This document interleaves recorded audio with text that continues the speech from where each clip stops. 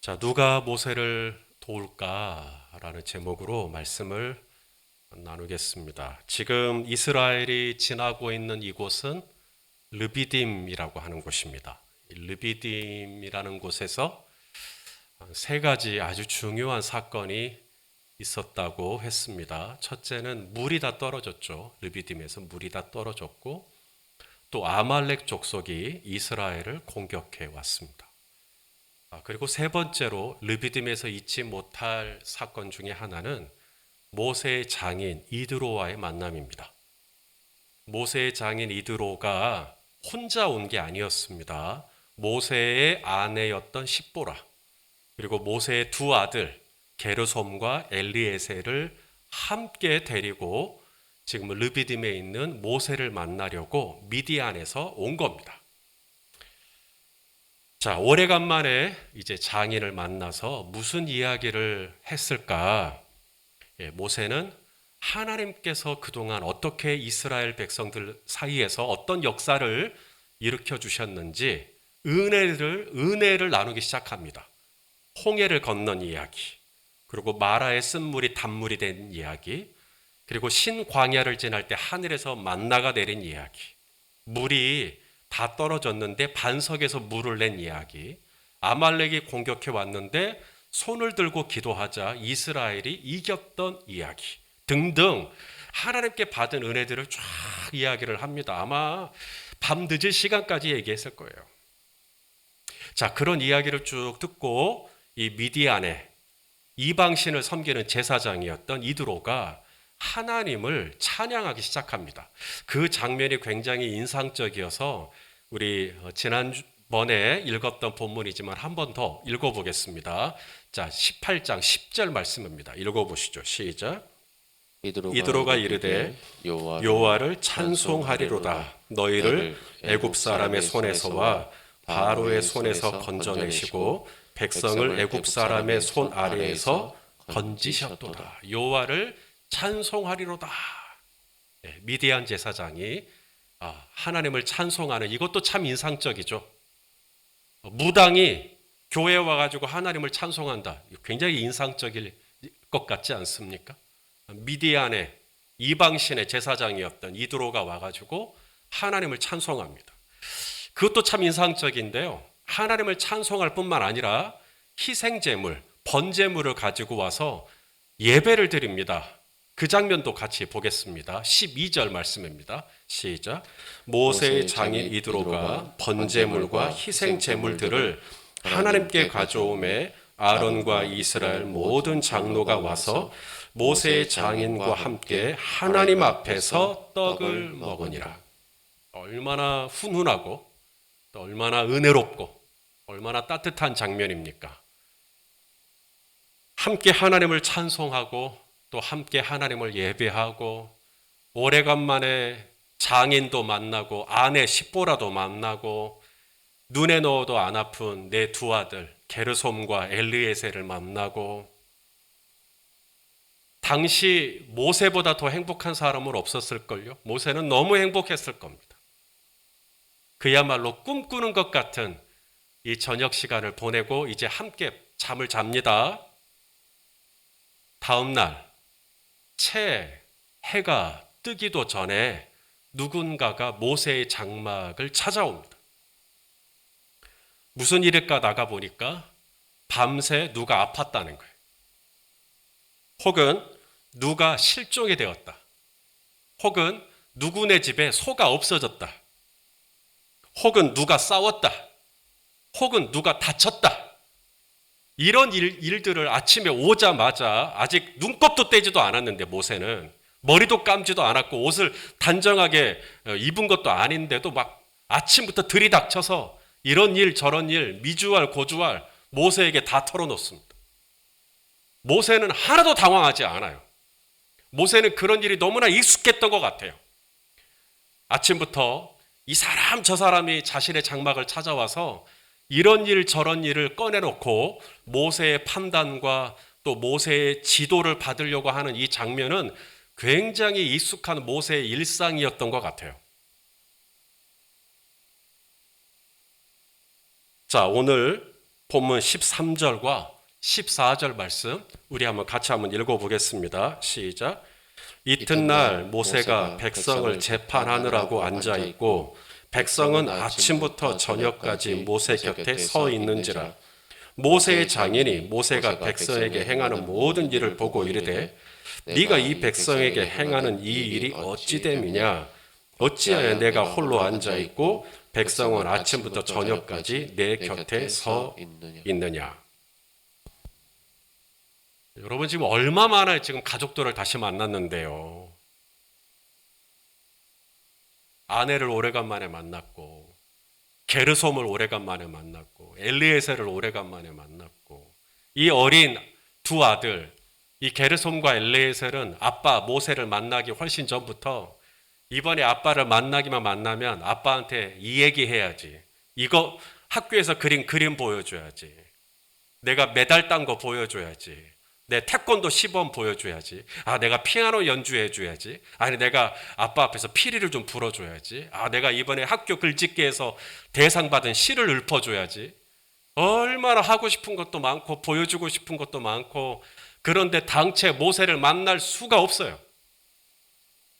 아침부터 저녁까지 계속해서 백성들의 재판을 다 봐주고 있는 겁니다. 여기서 우리말로 번역된 재판이라는 말은 모세가 백성들을 대신해서 이것은 이렇다 저것은 저렇다 판단해 주는 것을 말합니다. 지금 모세가 케어하고 있는 이스라엘 백성들의 숫자가 얼마죠? 자, 우리 출애굽기 12장 37절 말씀을 한번 봐보세요. 읽어보겠습니다. 시작. 이스라엘 자손이 라암셋을 떠나서 숫곳에 이르니 유아 외에 보행하는 장정이 60만 가량이요. 장정, 남자 어른입니다. 20세 이상의 남자 어른이 60만 가량이다. 그러면 여자와 노인과 어린아이까지 합치면 얼마나 될까요? 대략 200만 정도 될 거라고 이제 많은 분들이 이야기를 합니다. 우리 광주가 얼마죠? 광주가 150만이 조금 넘어요. 150만이 넘는 이 광주도 하루하루 얼마나 복잡합니까? 150만만 넘어도 어제죠, 어제. 2022년 2월 8일. 어제 하루에만 교통사고가 103건 있었습니다. 어제 하루만 부상자가 163명이 넘어요. 하루 만에. 광주 지역 뉴스를 들여다봤더니 어제 하루에만 어느 동네에는 불이 났대요. 어느 동네에는 트레일러가 전복이 됐고 어느 동네는 대학병원 여자 탈의실에 몰카가 설치되어 있었고 어느 동네에서는 뇌물수수로 누가 검찰에 송치되는 일이 있었다. 하물며 지금 이스라엘이 지나고 있는 곳은 광야입니다. 텐트를 치고 살아요. 그런 열악한 환경 속에서 밤새 무슨 일이 있을 줄 알고 얼마나 복잡하고 다양한 인간사들이 펼쳐졌을 것인데 그것을 아침부터 모세에게 와서 이 얘기 저 얘기를 하는 겁니다. 딱 한 사람 모세에게 와서 얘기 다 하는 거예요. 왜 그랬을까? 모세의 지혜, 모세의 어떤 노하우, 모세의 지도, 모세가 가지고 있는 어떤 기가 막힌 창의적인 방법 이런 거 들으려고 온 거 아닙니다. 모세에게 왔지만 이스라엘 백성들이 모세를 찾아간 까닭은 모세 개인의 의견이 아니라 오늘 본문에 보니까 하나님의 뜻을 묻기 위하여 모세에게 왔다는 거예요. 자, 오늘 본문 15절 말씀입니다. 우리 한번 읽어보시죠. 시작. 모세가 그의 장인에게 대답하되 백성이 하나님께 물으려고 내게로 옵니다. 모세를 물으려고 모세에게 가는 게 아니고요. 하나님께 묻고 싶은데 하나님께 직접 갈 수가 없으니 모세에게 가서 도대체 이 하나님께 묻는다. 현대 성경에서는 하나님의 뜻을 알아보려고 내게로 옵니다. 영어 성경에서도 The people come to me to seek God's will. 하나님의 뜻을 여쭈려고 내게 옵니다. 사람들이 모세를 아침부터 찾아간 까닭은 모세 개인의 이야기를 듣겠다고 오는 게 아니라 모세를 통해서 하나님의 뜻이 무엇인지를 궁금해서 온 거예요. 여러분, 사람은요, 다 자기 나름대로의 어떤 생각, 자기 나름대로의 어떤 뜻, 자기 나름의 어떤 의지가 다 있어요. 나름의 기준이라는 게 있어요. 그것을 가지고 이렇게 하기도 하고 저렇게 하기도 하고 사람마다 다 자기 뜻이 있습니다. 그런데 이스라엘 백성들은 그냥 자기 생각에 좋은 대로, 자기 의견에 좋은 대로, 자기 뜻대로 뭔가를 판단한 게 아니라 아침마다 모세의 방문을 두드리고 하나님의 뜻이 무엇인지를 물었다는 거예요. 나쁜 거 아니죠? 괜찮잖아요, 지금. 하나님의 뜻을 알기 위해서, 하나님의 뜻을 찾기 위해서 모세의 집을 두드렸던 수많은 이스라엘 백성들, 해 질 때까지 수많은 사람들이 줄을 쫙 서 있는데 3시간, 4시간 기다리는 건 아무것도 아니에요. 그렇게까지 기다리면서 도대체 뭘 구하려고 하는 거냐?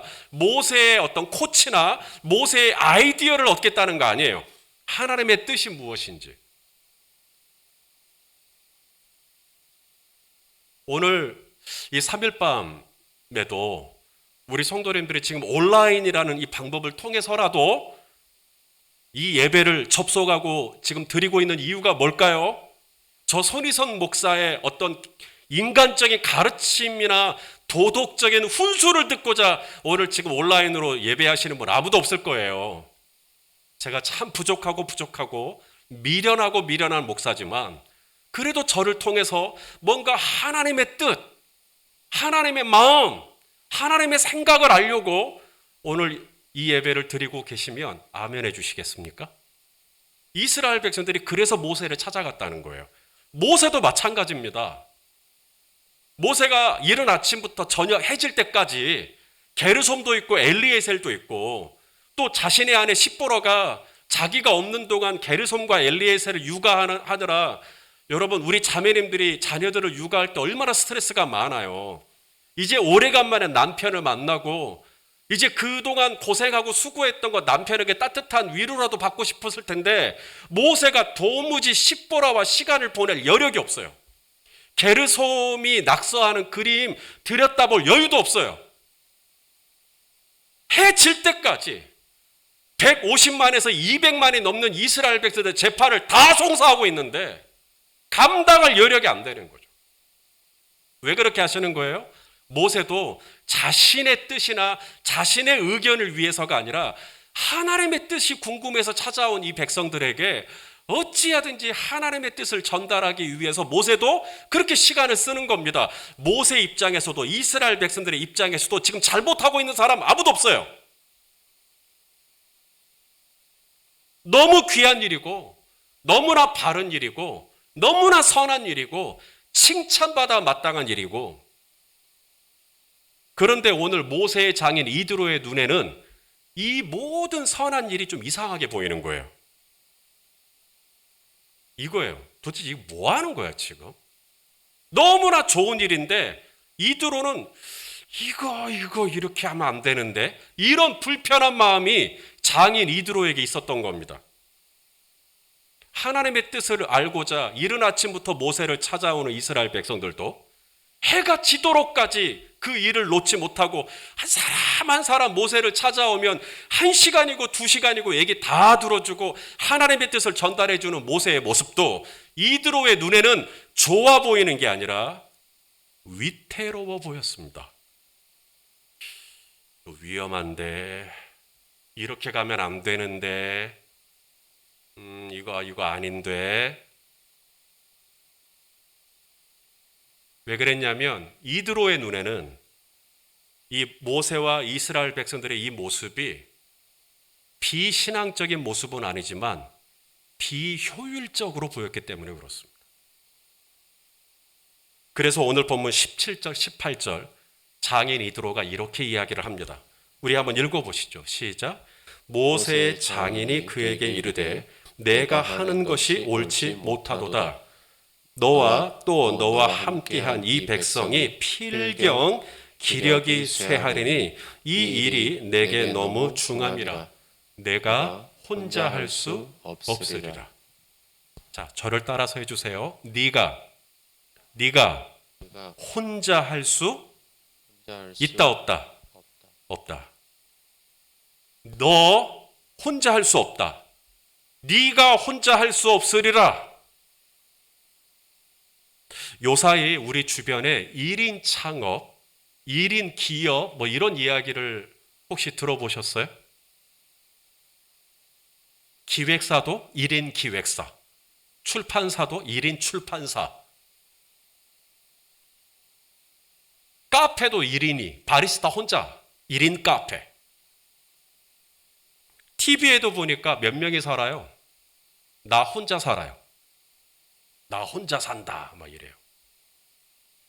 요즘에 식당에 가면 전에는 테이블이 가운데 있고 그리고 앞뒤로 의자가 2개씩 4사람이 마주보면서 식사를 할 수 있도록 테이블이 배치가 되어 있는데 요즘에는요 벽 쪽으로 테이블이 놓이고 의자가 하나씩 나열된 곳이 보입니다. 그게 뭔 의미인지 아세요? 서로를 보지 말고 각자 떨어져서 먹으란 얘기가 아니라 혼자 와서 식사하는 분들을 위한 별도의 자리 배치입니다. 그것을 혼자 와서 밥 먹는 걸 뭐라 그래요? 혼밥. 혼밥. 처음 들어보신 분 계실까? 혼술. 이거 뭔지 아세요? 예, 이거 알아맞혀도 신실한 거예요. 이거 알아맞힌다고 이상한 거 아닙니다. 혼술, 혼자 술 먹는 거예요. 혼행은 뭘까요? 안에 혼자 여행 가는 거예요. 혼캠은요? 혼자 캠프 가는 거예요. 혼영은 혼자서 영화 보는 거. 뭐예요? 그 다음 제가 혼핑은 뭔지 아세요? 박경숙 장로님, 혼핑 뭔지 아세요? 혼자 쇼핑하는 거예요. 혼공은요? 혼자 공부하는 거. 진짜 심심하네요. 반응들이 없으니까. 혼놀은 뭔지 아세요? 혼자 노는 거예요. 지금 저 혼자 하고 있어요, 지금. 아무도 반응 없어요, 지금. 혼설하고 있어요, 혼설.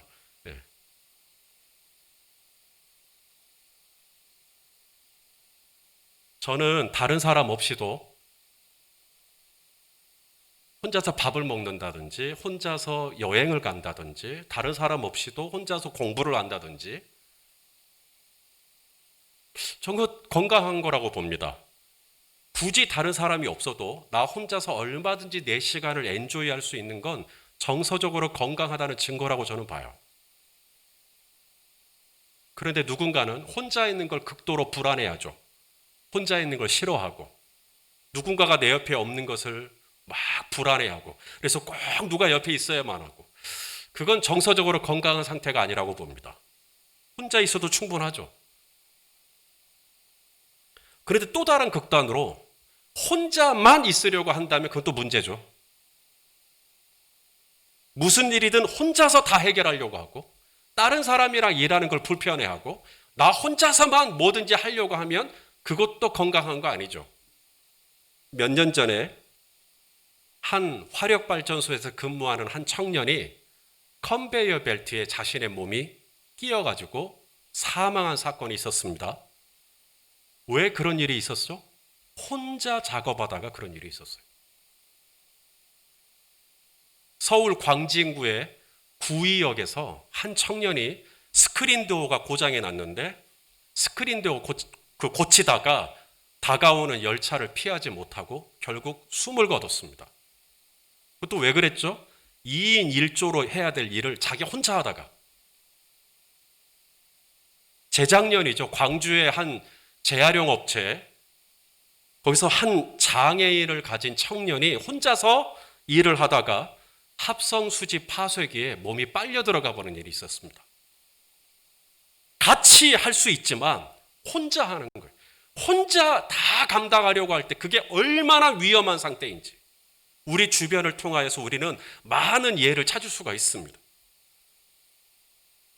구약의 엘리야 선지자가 로뎀나무 안에 쓰러지죠. 그리고는 뭐라 그래요? 자기를 지금 죽여달라 그래요. 아니, 하나님의 부름받은 선지자의 입에서 왜 이런 자기가 이제 죽었으면 좋겠다는 왜 이런 절망스러운 탄식의 소리가 나오죠? 자, 엘리야가 이런 이야기를 합니다. 자, 열왕기상 19장 10절이에요. 읽어보시죠. 시작. 그가 대답하되 내가 만군의 하나님 여호와께 열심히 유별하오니 이는 이스라엘 자손이 주의 언약을 버리고 주의 제단을 헐며 칼로 주의 선지자들을 죽였음이오며 그 다음 뭐라 그래요? 오직 나만 남았거늘 그들이 내 생명을 찾아 빼앗으려 하나이다. 자, 여기서 한 가지 딱 우리 마음에 걸리는 표현이 하나 있죠. 뭐예요? 오직 나만 남았다. 이게 지금 엘리야의 감정 상태입니다. 그러니까 내 주변에 아무도 없다. 선지자는 나밖에 없다. 이 북이스라엘에 하나님 믿는 사람, 우리 회사에, 우리 가정에, 우리 가문에 나밖에 없다. 이 교회에 얼마나 많은 성도가 있을지 이제 나밖에 없다. 오직 나밖에 없다. 이것은 사실인가요? 판단인가요? 사실 아닙니다. 엘리야의 판단입니다. 아무도 없지 않았죠. 하나님은 7,000명을 남겨놨다 그랬어요. 그 다음 10절을 봤는데 18절을 보세요.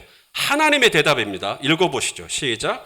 그러나 내가 이스라엘 가운데 7,000명을 남기리니 다 바알에게 무릎을 꿇지 아니하고 다 바알에게 입맞추지 아니한 자니라. 7,000명이 있는데 엘리야는 뭐라고 생각해요? 나 혼자. 그러니까 탈진하는 겁니다. 그러니까 로뎀나무에 쓰러지는 겁니다. 그래서 지치는 겁니다. 나 혼자 하려고 하고, 나 혼자 다 짊어지려고 하고, 나 혼자 뭐든지 혼자 다 해내려고 할 때 그때 지쳐요. 아합이 이세벨과 결혼하면서 북이스라엘은 그야말로 바알 우상 천지가 돼버렸습니다. 북구, 남구, 동구, 서구, 광산구 할 것 없이 사방 천지가 다 바알 우상 천지 가득가득했어요. 밤마다 빨간색 십자가 네온샤인이 켜져 있던 하나님의 교회는 이미 불이 다 꺼져 있고 이제는 곳곳에 빨간 바알 신상이 이 불을 붙이는 이방 신전들이 가득가득한 그런 더러운 곳이 돼버렸어요.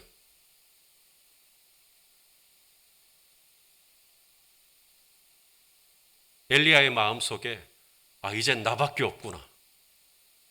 이제 나만 남았구나. 처음부터 엘리야도 지치지 않았죠. 누구도 처음부터 지친 사람은 없어요. 처음에는 나름 하나님께 부름받은 선지자로서 열심히 있죠. 소명감도 있고 사명감도 있고. 그래서 갈멜산에서 850명, 아세라 선지자, 바알 선지자 850명과도 겨루잖아요. 850명을 감당할 만큼 힘도 있단 말입니다. 처음에는 그렇게 힘이 있어요. 그런데 처음에 힘이 있었다고 해서 언제나 힘이 있는 건 아니에요.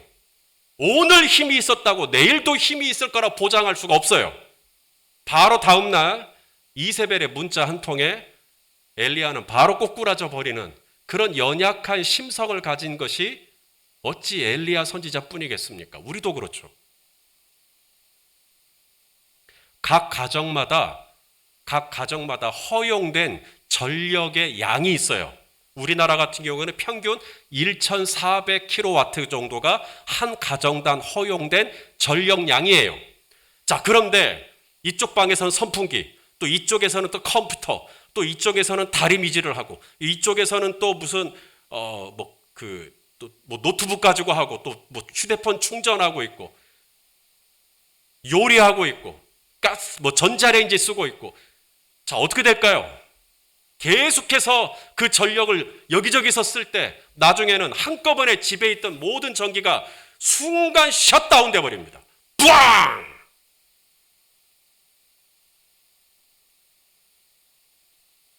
언제 그런 일이 있냐고요. 로뎀나무 아래 쓰러지는 일들.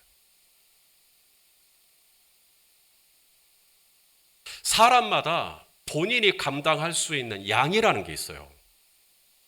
그런데 혼자서 150만에서 200만이 넘는 사람들의 이야기를 그것이 아무리 좋은 동기라 할지라도 그걸 어떻게 다 감당합니까? 모세만 위험한 거 아니에요. 모세만 바라보고 있는 이스라엘 백성들도 위험하기는 똑같아요. 너와 함께한 이 백성이 필경 기력이 쇠하리니, 우리말로 번역된 기력이 쇠하리니, 이게 원어로는 나벨 이게 똑같은 단어를 반복했는데 이 나벨이라는 단어가 꽃이 시들잖아요. 시들다, 닳아지다, 혹은 썩어 들어가다, 그런 뜻도 있어요. sink, 점점점 깔아앉다. 그렇게 돼요. 다시 말씀드립니다. 지금 이스라엘 백성들이 모세와 함께 하고 있는 일은 지극히 나쁜 일은 없어요. 다 좋은 일이에요. 하나님의 뜻을 알려고 하고 하나님의 뜻을 가르쳐 주려고 하는 것이 뭐가 나빠요? 내 뜻도 있고 내 의견도 있고 내 생각도 있지만 그거 다 내려놓고 정말 하나님의 뜻을 알고자 이른 아침부터 해 질 때까지 이렇게 줄을 몇 시간씩 써가면서 하나님의 뜻을 추구하는 이 열심이 얼마나 귀해요. 그러나 내가 하고자 하는 일이 그렇게 귀하고 선하고 아름답고 착하고 은혜롭고 신실한 일이다 하여 기력이 쇠하지 않으리라 보장할 수는 없다. 내가 하고자 하는 일이 아무리 선해도 얼마든지 로뎀나무 아래 쓰러질 수 있다. 내가 하고자 하는 이 일이 아무리 좋아도 어느 순간 갑자기 내 주변에 있는 모든 불이 하고 나가버린 것처럼 그렇게 꺼져버릴 수 있다. 그게 네벨입니다. 이 모든 위험은 어디서 올까요? 혼자 다 하려고 하는 거예요. 혼자 하는 거예요. 한 사람에게 너무 집중되는 거예요. 우리 창세기에 그런 말씀이 하나 있어요. 우리 창세기 2장 18절 말씀을 같이 한번 읽어보겠습니다. 시작. 여호와 하나님이 이르시되 사람이 혼자 사는 것이 좋지 아니하니 내가 그를 위하여 돕는 배필을 지으리라 하시니라. 자, 창세기 1장에 보면 하나님이 첫째 날 창조하시고 보시기에 좋았더라. 둘째 날 창조하시고 보시기에 좋았더라. 자, 보시기에 좋았다. 나중에는 사람 만드시고 심히 좋았다. 몇 번 나오는지 아세요? 완전수 7번 나옵니다. 창세기 1장에만. 하나님이 보시기에 좋았다. 아, 좋다. 진짜 좋다. 와, 좋다. 근데 하나님이 1장에서 그렇게 좋다는 감탄사를 7번 하다가 2장에서 처음으로 하나님이 이건 좋지 않다. 에덴 동산에서 아담과 하와가 선악과를 따먹었기 때문에 이건 좋지 않다. 그건 창세기 3장에 나와요. 아직 아담과 하와가 죄를 범하기도 전에 하나님이 벌써 인상을 찌푸립니다. 이건 좋지 않다. 죄를 짓기도 전에 벌써 하나님의 인상을 찌푸리게 된 이유가 뭐냐고요? 혼자 있는 거예요. 혼자. 모세 혼자 다 하네. 손 목사 혼자 다 하네. 이건 좋지 않은 거예요. 이건. 혼자 다 하려고 하는 것. 김 집사가 혼자 다 하려고 하네. 박 집사가 혼자 다 하려고 하네. 하나님이 보기 좋지 않다는 거예요. 그래서 내가 돕는 배필을 지으리라. 자, 우리말 돕는 배필. 배필이란 말 우리는 배우지 않은 뜻이죠. 그런데 히브리어 원어에는 배필이라는 단어가 없어요. 히브리어 원어에는 돕는 자, 에제르, 헬퍼만 있어요. 그러니까 하나님께서 혼자 있는 아담을 도와줄 수 있는 누군가를 만들어야겠다. 이것을 우리말로 배필이라고 번역을 했는데 좀 더 정확한 뜻은 하나님이 조력자를 붙여주기를 원하시는 거죠. 이제 다음 주에 이드로의 지혜를 받아들여서 모세는 체계적으로 자신을 도와줄 수 있는 하나님의 사람들을 세우기 시작합니다만 아무쪼록 너무 보시기에 좋았다고 했던 하나님의 이 따뜻하고 기분 좋았던 이 인상이 불과 한 장 지나서 창세기 2장에서 인상이 찌푸려집니다. 왜냐하면 아담 혼자, 모세 혼자 다 감당하려고 하는 거예요. 그건 안 좋은 거예요. 그건 안 좋은 게 아니고요. 그건 위험한 거예요. 오직 나만 남았다. 아주 위험한 거예요. 로뎀나무 아래 쓰러지게 됩니다. 전기가 퍽 하고 나가요.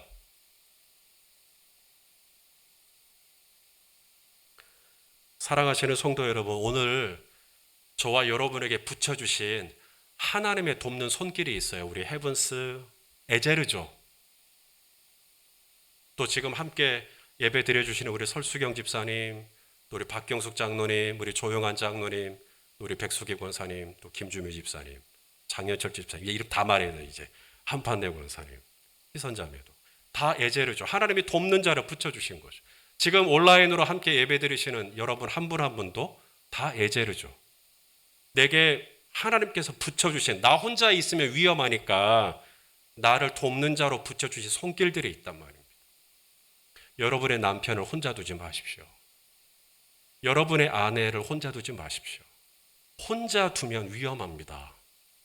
모세 혼자 있는 것 위험합니다. 오늘 이드로가 위험하다고 판단한 겁니다. 하나님은 아담 혼자 있는 것이 좋지 않다고 했습니다. 사랑하시는 성도 여러분, 오늘 내 옆에 붙여주신 하나님의 에제르, 그들의 존재로 인하여 하나님 앞에 감사하는 이 저녁이 되었으면 좋겠습니다. 그리고 나의 존재가 누군가에게 에제르가 될 수 있다면 얼마나 좋을까요? 모세 혼자 두지 말고 내가 모세 옆에 모세를 조력하는 자로 같이 있어주는 거죠. 아담 혼자 두지 말고 내가 아담을 돕는 자로 같이 있어주는 거죠. 엘리야 혼자 두지 말고 엘리야의 눈물을 닦아주고 엘리야와 함께 숯불에 구운 떡을 함께 먹을 수 있는 동역자가 되는 거죠. 그렇게 하나님의 나라를 세워갈 수 있다면 우리가 걸어가는 이 광야와 같은 인생길이 꽤 괜찮은 길이 될 수도 있지 않을까. 사랑하시는 성도 여러분, 주위를 살펴보십시오. 혼자 있는 사람이 있는가를 보십시오. 혼자서 다 감당하려고 하는, 혹시나 내 남편이나 내 아내가 그러고 있다면 얼른 찾아가서 손을 내밀어 주십시오. 우리 오늘 이춘서 전사님이 콘티를 짰죠. 힘을 내세요. 힘을 내세요. 손을 붙잡고 일어서세요. 우리 함께 그런 에제르의 손길을 내어주는 우리 열린배대교회 권속들이 다 되시기를 예수님의 이름으로 축원합니다. 기도하겠습니다.